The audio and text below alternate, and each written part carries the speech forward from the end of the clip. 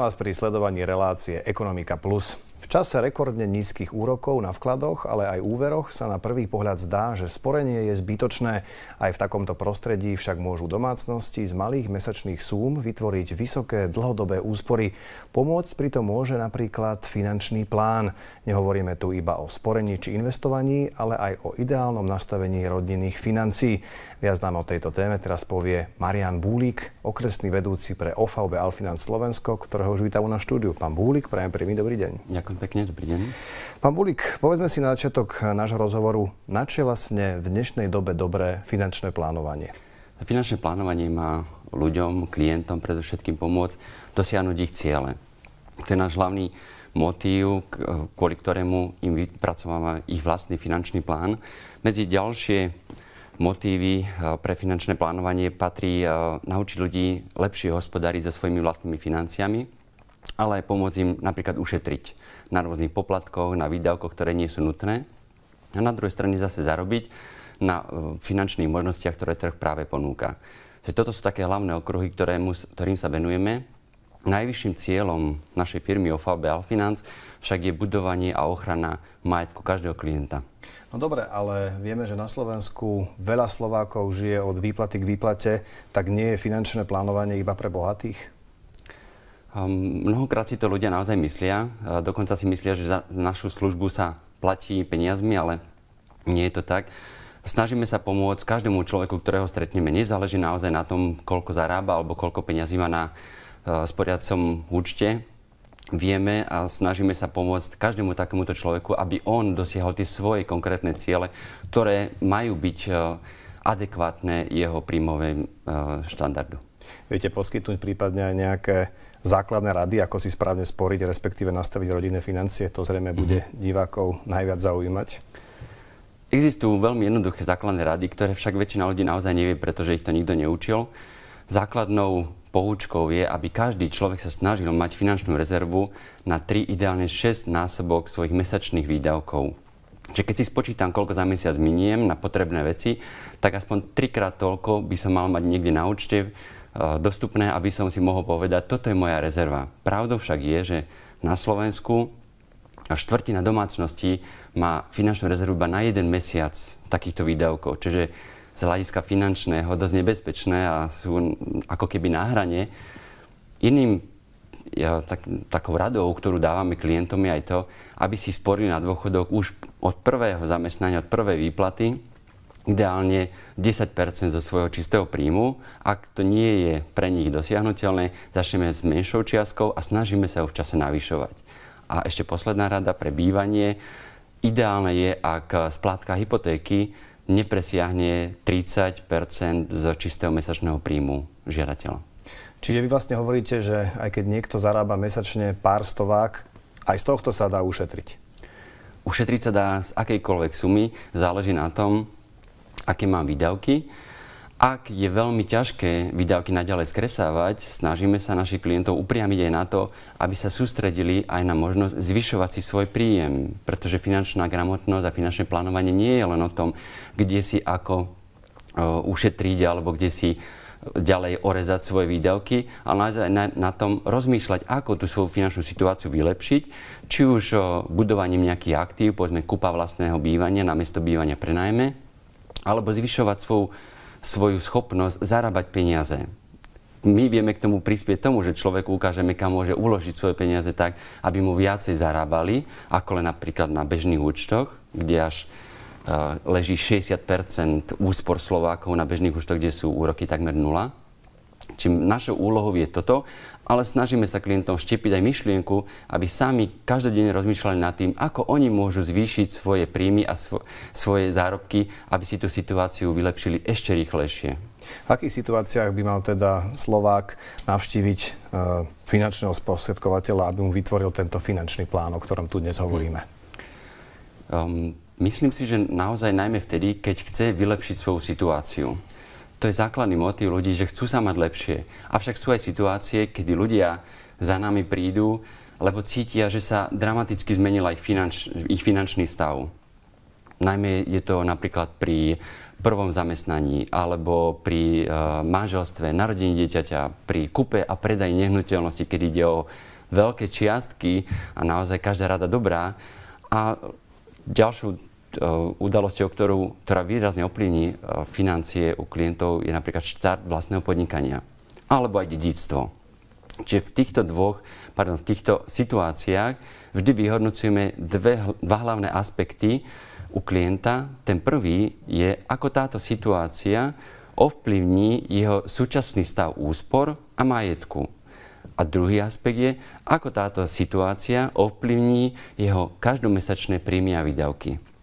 A my sa snažíme vlastne reagovať na túto situáciu tak, že pozmeníme finančný plán tak, aby bol opäť šitý na mieru, ako bol predtým. Akým problémom môže dobre ušitý finančný plán zabrániť? Problémy môžu byť menšie alebo väčšie. Medzi také menšie problémy by som vymenoval to, že človek nie je schopný na konci mesiaca možno zaplatiť nejakú platbu za telefón alebo niečo podobné.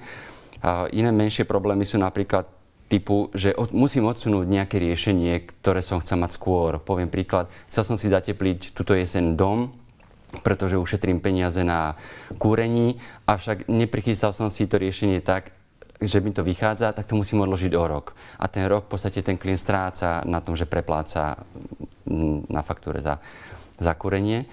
Väčšie problémy, ktoré často naozaj riešime, pretože ľudia k nám nejdú len vtedy, keď sa chcú mať lepšie, ale aj vtedy, keď sa majú zle, tak je napríklad to, že nedokážu splácať hypotéku alebo viacero rôznych úverov. Alebo im klesol životný štandard, životná úroveň kvôli tomu, že stratil príjem a nevie si nájsť rok a pol prácu. Alebo utrpel zdravotnú újmu. To sú problémy, ktoré už naozaj vyžadujú niekedy aj bolestivé riešenia, bolestivé kroky, pretože chyba nastala v minulosti a my už len naprávame dôsledky. A nedajú sa urobiť chyby aj pri tom finančnom plánovaní samotnom? Chyby sa určite dajú urobiť vo všetkom, čo robíme, avšak vo FABe Allfinance máme koncept, ktorý hovorí, že za kvalitu všetkých plánov, ktoré vytvoríme, vždycky ručí ten človek v hierarchii, ktorý je špičkový odborník v danej oblasti. Dokazuje to, že v tejto oblasti robí povedzme 10 rokov, alebo že spracoval stovky a stovky finančných plánov a jeho klienti sú spokojní. Čiže takýto človek má vždy posledné slovo nad tým, ako finančný plán, ktorý ideme predostrieť klientovi, ako vyzerá. A aké najčastejšie chyby robia samotní klienti pri týchto finančných plánoch? Najčastejšou chybou, ktorú ja vidím v praxi, je to, že si nesledujú svoje príjmy a výdavky. Netušia, koľko priemere za rok zarobili mesačne, nemajú spočítané bonusy, odmeny, 13. platy a netušia ani, koľko míňajú mesačne a už vôbec nikam. Čiže na jednej strane nám to vadí kvôli tomu, pretože nevieme, aké výdavky by sme mali škrtiť, keďže nevieme, ktoré sú najväčšie a ktoré sú neprimerané.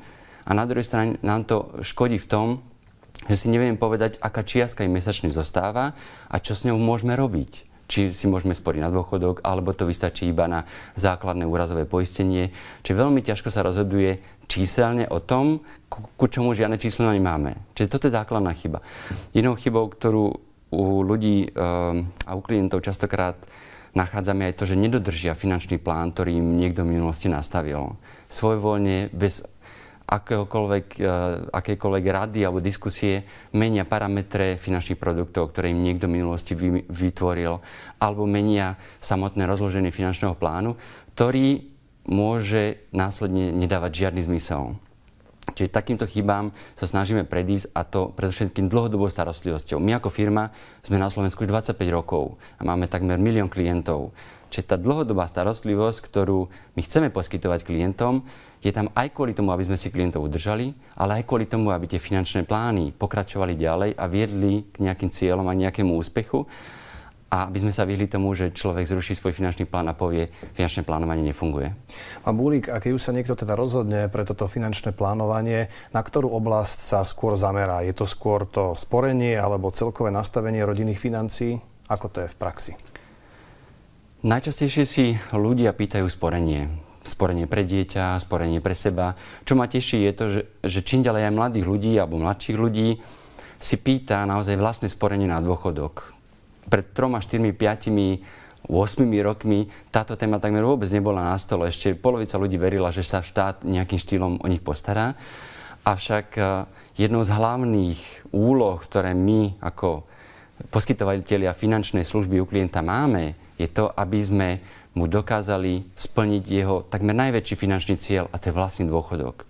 Nemal by zostať odkázaný na nikoho iného krem seba, ani na deti, ani na rodinu, ani na štát, na nikoho. Naopak bolo by ideálne, ak by on bol v takej finančnej situácii, ku ktorej môže dospieť aj tým sporením, ktoré si pýta, aby on mohol teoreticky pomôcť iným ľuďom vo svojom okolí, ak by oni mali nešťastie, smolu, alebo nemali finančný plán, ktorý ich dovedol do takého istého stavu.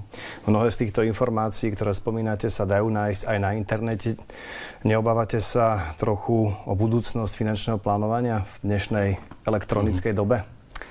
Áno, je to naozaj tak. Mladí ľudia, ale aj ľudia v strednom veku veľmi často vyhľadávajú finančné produkty, parametre a porovnávače na internete, aby si urobili obraz. Ja tomu hovorím urobiť si obraz, pretože rozhodnutie o tom, čo s tými informáciami spravím, tí ľudia častokrát nevedia spraviť. Nevedia a preto dávajú na radu odborníka. Mám dobrú skúsenosť s tým, že čím je človek a klient rozhľadenejší a vzdelanejší, tým viac si cení našu službu a cení si našu radu a necháva sa nami viesť. Pán Búlik, to bola moja posledná otázka k finančnému plánovaniu. Ďakujem veľmi pekne, že ste si našli čas pre našich divákov. Ďakujem aj ja. Pozdravujem. Relácia Ekonomika Plus sa v tejto chvíli končí. Ďakujem vám za pozornosť.